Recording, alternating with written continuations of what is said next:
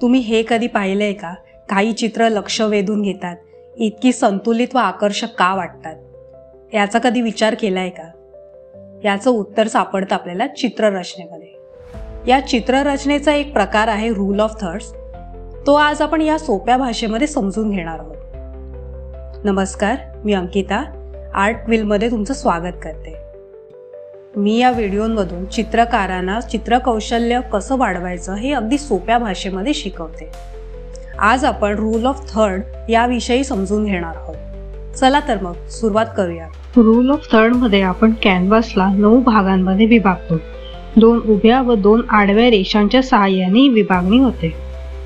चित्रातील खरी मजा तर या आच्छादित बिंदूंवर आहे. जेथे या रेषा एकमेकांना विभागतात त्या बिंदूंना आपण गोल्डन पॉइंट असे म्हणतो.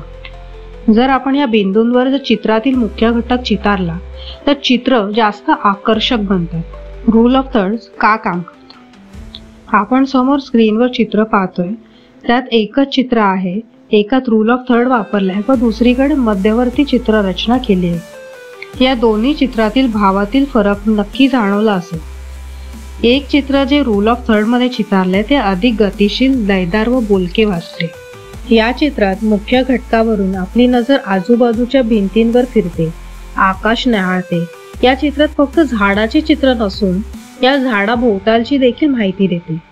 त्या उलट मध्यवर्ती चित्ररचना फक्त झाडावरच लक्ष वेधते व आपल्याला त्याच्या सभोवतालची माहिती मिळत नाही. नैसर्गिकरित्या आपल्या मेंदूची जडणघडणच तशी झालेली आहे. मुख्य घटकाबरोबर आजूबाजूच्या घटकांशी संबंध जोडून पाहते. म्हणूनच हे रूल ऑफ थर्ड सगळ्यात लक्षवेधी चित्ररचना असून ही सगळ्यात जास्त वापरली जाणारी चित्ररचना आहे. हे रूल ऑफ थर्ड चित्ररचनेत कसं वापरायचं? आता मी तुम्हाला माझ्या चित्रात रूल ऑफ थर्ड कसं वापरते ते दाखवते. सुरुवातीला 3x3 ची ग्रीड म्हणजेच रूल ऑफ थर्ड ची ग्रीड काढते व ठरवते मला कोणतं चित्र काढायचे. तर त्यातील मुख्य घटकाला कोणत्या गोल्डन पॉइंटवर ठेवायचे ते ठरवते. आता मी ढोबळी मिरचीचं चित्र काढते. त्यात डाव्या बाजूच्या खालील गोल्डन पॉइंट निवडला.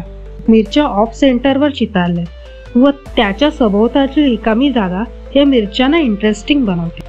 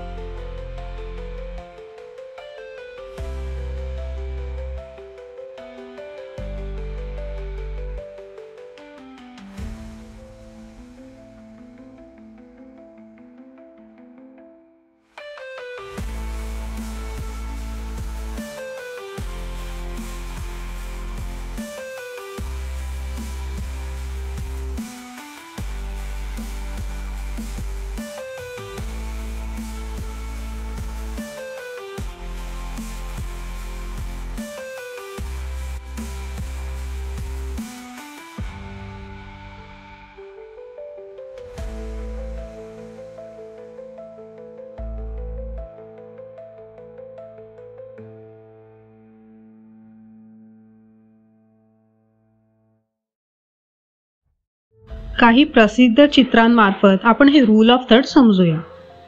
आपण विन्सेंट वॅन गो यांचे स्टारी नाईट हे चित्र पाहतोय. यात झाड व चांदणं रूल ऑफ थर्ड मध्ये आहे. हे खूपच लयदार चित्र आहे. हे पहाडी मिनिएचर आहे. यात राधा आणि तिची सखी रूल ऑफ थर्ड वर आहेत व सभोवताचं निसर्ग चित्रण आहे. हे the bark of Charon Luca Giordano या चित्रात मानवी गट हे गोल्डन पॉइंटवर चितारले. त्यामुळे चित्रात कथा व्यक्त होते. ऑर्चर्ड बॉर्डर्ड बाय सिप्रसेस हे विन्सेंट वॅन गो यांचे चित्र आहे. यात झाड हे मुख्य घटक गोल्डन पॉइंटवर आहे व आजूबाजूची लहान झाडं त्याला बॅलन्स करतात. हे द वेव्ह या चित्रातील लाटेच्या उंचवटा गोल्डन पॉइंटवर आहेत. हे एक पहाडी मिनिएचर आहे. यात गोपिका व कृष्ण हे गोल्डन पॉइंटवर आहेत.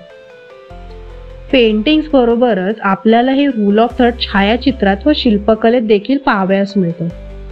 पाश्चिमात्य कला किंवा भारतीय कला असो, वेगवेगळ्या संस्कृतींमध्ये अप्रतिम चित्ररचनेसाठी या रूल ऑफ थर्डचा सगळीकडे वापर होतो.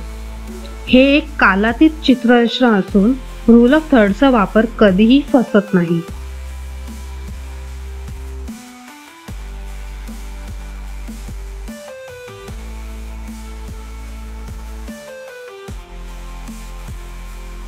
आता तुम्ही हे रूल ऑफ थर्ड वापरून चित्ररचना तयार करा व मला कमेंटमध्ये नक्की पाठवा. तर हे रूल ऑफ थर्डमध्ये आपण कोणतेही चित्र काढू शकतो. झाड, फुलं, पानं किंवा कोणत्याही आकृत्या, प्राणी, पक्षी, कोणतेही जो आपल्याला आवडेल तो विषय आपण घेऊन या रूल ऑफ थर्डमध्ये ठेवू शकतो. जर मुख्य घटक या गोल्डन पॉइंटवर आला तर आपली चित्र जास्त आकर्षक व संतुलित वाटतात. हे पहा, मी हे चित्र रूल ऑफ थर्ड मध्ये पेंट केले. हे रूल ऑफ थर्ड चित्रांना लयदार व आकर्षक बनवते, चित्र डेप्थ देते. तुम्ही हे रूल ऑफ थर्डने चित्रकलेत काय फरक पडतो ते मला व्हॉट्सॲप व कमेंटमध्ये सांगा. हा व्हिडिओ आवडला असेल तर नक्की सबस्क्राईब करा. पुढच्या व्हिडिओत आपण गोल्डन रेशो बद्दल शिकणार आहोत. निसर्गावर आधारित एक परिपूर्ण कॉम्पोजिशन टेक्निक बघायला विसरू नका. धन्यवाद. पुन्हा भेटू पुढील भागात.